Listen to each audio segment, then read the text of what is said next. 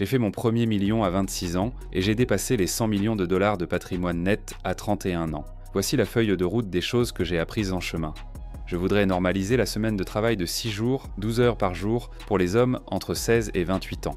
Malgré tout le baratin sur l'estime de soi que les réseaux sociaux et la société vous rabâchent, votre valeur dépend de votre utilité. Et quand vous êtes jeune, vous n'en avez aucune, mais vous avez beaucoup d'énergie. Alors, échangez cette énergie contre des points d'expérience et devenez utile. La première règle de l'entrepreneuriat, c'est d'utiliser ce que vous avez. J'aime cette règle parce que beaucoup de gens ne se lancent pas car ils n'ont pas le capital ni les contacts qu'il faut. Il s'agit donc de débrouillardise, pas de ressources. Si vous avez de l'énergie, vous utilisez la ressource que vous avez. Vous utilisez ce que vous avez pour échanger et développer de l'expérience pour prouver que vous pouvez devenir bon dans une compétence. Et vous ne devenez bon dans une compétence qu'en n'étant pas bon, en la répétant, en échouant à chaque fois. Puis en faisant des améliorations progressives qui demandent de très nombreuses répétitions jusqu'à ce que vous deveniez vraiment bon. Ceci est peut-être un peu controversé, mais je ne suis pas là pour être gentil avec vous. J'essaie d'être bienveillant, ce qui peut parfois faire un peu mal. Rendons ça pratique. Si vous avez moins de 100 000 dollars d'économie et que vous aimeriez en avoir 100 000 ou plus, voici ce que je vous recommande de faire. Et ça veut dire que vous devez mettre votre ego de côté. Arrêtez de manger au restaurant et achetez uniquement des produits en promotion. Ça, c'est si vous êtes super fauché. Vous devez être complètement sur la défensive pour avoir assez d'argent et pouvoir commencer à prendre des risques. Parce que la seule façon de progresser, c'est de prendre des paris. Vous devez parier sur la formation, sur les opportunités, sur le stock, sur les logiciels. Vous voulez créer un magasin Shopify, créer une communauté en ligne, démarrer quelque chose, ça va quand même coûter de l'argent, n'est-ce pas? Il faudra peut-être acheter une caméra, des logiciels de montage vidéo, il y a des dépenses. Ainsi, avoir un gros stock d'argent vous permet d'être patient. Plus vous avez d'argent, plus vous pouvez penser à long terme, parce que vous n'avez pas à vous soucier du lendemain. Vous savez que le mois prochain, le mois d'après et le mois d'après sont assurés, car même si vous ne gagnez rien, vous avez assez d'argent. C'est comme ça que vous pouvez commencer à penser à long terme. Les gens disent « pensez à long terme », mais à moins que vous n'ayez de l'argent pour le loyer, l'épicerie ou les salaires, vous ne pouvez pas penser à long terme parce que vous êtes en mode survie. J'essaye donc de rendre la survie aussi peu chère que possible pour vous, pour que vous puissiez passer en mode épanouissement. Arrêtez d'acheter de nouveaux vêtements, allez uniquement à la friperie. Puis assistez uniquement aux événements entre amis qui sont gratuits. Pensez à tout ce que les amis vous demandent de faire. Mariage, enterrement de vie de garçon, anniversaire, soirée, peu importe. N'assistez qu'aux événements gratuits. Et s'ils ne soutiennent pas vos objectifs, ce ne sont pas vos amis. Réfléchissez à ça. Si je vous disais « j'ai cet objectif » et que je vous présentais une personne qui veut que vous n'ayez plus cet objectif, la décririez-vous comme un ami ou un ennemi? Pensez-y. Certaines des personnes dans votre vie que vous appelez amis sont en fait vos ennemis, vous ne le savez juste pas encore. Une fois que vous avez commencé par faire cela, utilisez le reste de votre temps pour A. Postuler à des emplois qui rapportent plus que votre emploi actuel. B. Prendre des petits boulots supplémentaires. C. Apprendre des compétences que vous pouvez échanger pour un taux horaire plus élevé que ce que vous gagnez actuellement. Quand je dis échanger, je veux dire que vous gagnez plus par heure que ce que vos compétences actuelles vous rapportent. Puis trouvez la personne qui travaille le plus dur dans votre domaine et doublez son niveau d'effort. S'ils frappent à 100 portes, vous frappez à 200. S'ils font 100 appels, vous en faites 200.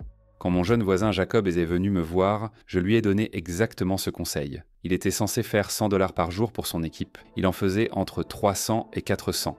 Et devinez quoi, il s'est amélioré plus vite. Une fois que vous avez suivi toutes ces étapes, voici ce que vous devez faire ensuite. Attendez 36 mois.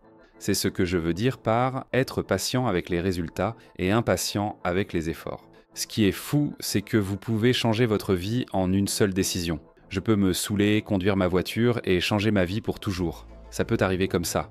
Mais ça peut arriver exactement de la même manière dans l'autre sens. La seule différence, c'est que le résultat est différé. Vous pouvez changer votre vie aujourd'hui, à ce moment précis, en prenant ces décisions, et votre chemin de vie aura dévié.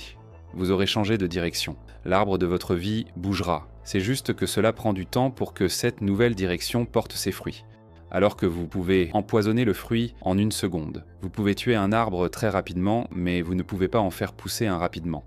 Mais ça ne veut pas dire que si une graine est plantée et que vous l'arrosez, elle ne pousse pas. Ça prend juste un certain temps pour qu'elle sorte de terre. Je pense que vous pouvez résoudre beaucoup de problèmes masculins en vous mettant en forme et en gagnant de l'argent. Vous aurez toujours des problèmes, mais ils seront plus petits et vous aurez plus de ressources pour les gérer. Parlons d'abord de la partie « gagner de l'argent ». Fondamentalement, pour gagner de l'argent, vous devez fournir de la valeur à quelqu'un, que ce soit un employeur ou des clients. Mais dans tous les cas, vous avez une utilité que vous échangez contre de l'argent. Et en faisant de cela un objectif, vous allez augmenter votre propre utilité. Et quelqu'un qui est plus utile développe soudainement d'autres compétences secondaires autour de cette utilité qu'il peut utiliser dans d'autres domaines de sa vie. Si vous êtes bon en vente, devinez ce que vous pouvez faire quand vous parlez à des filles. Vous pouvez utiliser le même ensemble de compétences conversationnelles. Si vous essayez de négocier l'achat d'une voiture, d'une maison ou autre, ces compétences se généralisent, elles se transfèrent d'un domaine à l'autre. Beaucoup de gens pensent « mais quand est-ce que je serai vendeur? Quand est-ce que je devrais démarcher ?» Peu importe, il ne s'agit pas de cette chose-là. La chose, c'est que les compétences de la vie réelle se généralisent vraiment.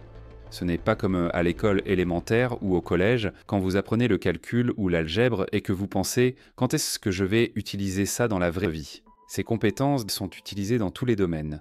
De tous mes amis qui sont des millionnaires et des milliardaires, sans exception, ils ont commencé dans ce que je considérerais comme un environnement de vente à haut volume, c'est-à-dire du porte-à-porte, du démarchage téléphonique ou une sorte d'entreprise en face à face où ils avaient beaucoup de conversations avec des inconnus au quotidien.